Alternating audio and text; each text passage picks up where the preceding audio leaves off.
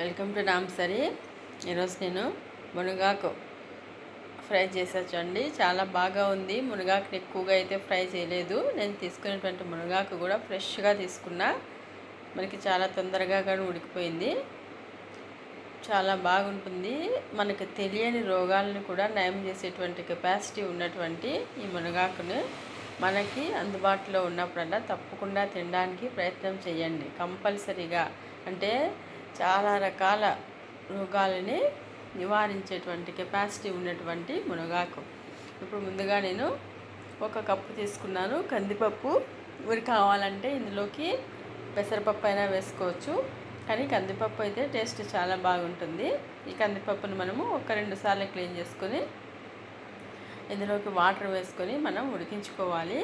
ముందుగా కందిపప్పుని వాటర్ కొద్దిగా, అంటే మునగాకు అలాగే కందిపప్పు 2 ఉడకాలి కాబట్టి 1-2 గ్లాసులు వాటర్ తీసుకొని ఇలాగ పొంగు వచ్చేంత వరకు మనం ఉడికించుకుంటూ, ఇలాగ పొంగు వచ్చేటప్పుడు అందులోకి మనం మునగాకును కూడా క్లీన్ చేసి పెట్టుకున్న మునగాకును కూడా వేసేసుకొని రెండింటినీ బాగా ఉడికించాలి. అయితే ఈ మునగాకు కొద్దిగా లేతగా ఉంది, అలాగే ఫ్రెష్గా ఉంది కాబట్టి నాకు త్వరగా ఉడికిపోయింది. ఇది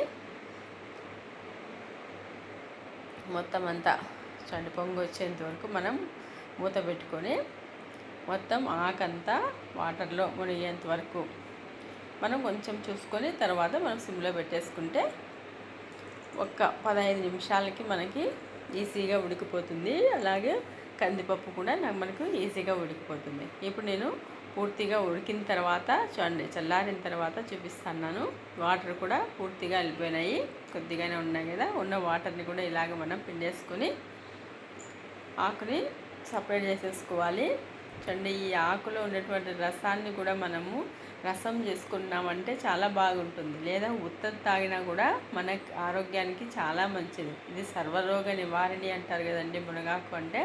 కాబట్టి తప్పకుండా మనకి దొరికినప్పుడు కంపల్సరీగా తీసుకోవడానికే ప్రయత్నం చేయండి.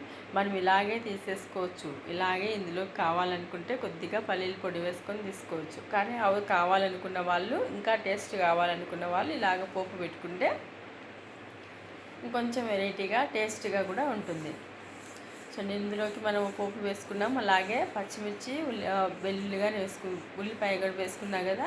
పచ్చిమిర్చి కానీ ఇక్కడ కారం తక్కువగా ఉండేటువంటి పచ్చిమిర్చి తీసుకున్నా. మనం ఆకు తినేటప్పుడు సైడ్గా ఇలాగ మనం మిరపకాయ కూడా కొరుక్కొని తినడానికి అనుకూలంగా కారం తక్కువగా ఉండేటువంటి పచ్చిమిర్చి తీసేసుకున్నాను.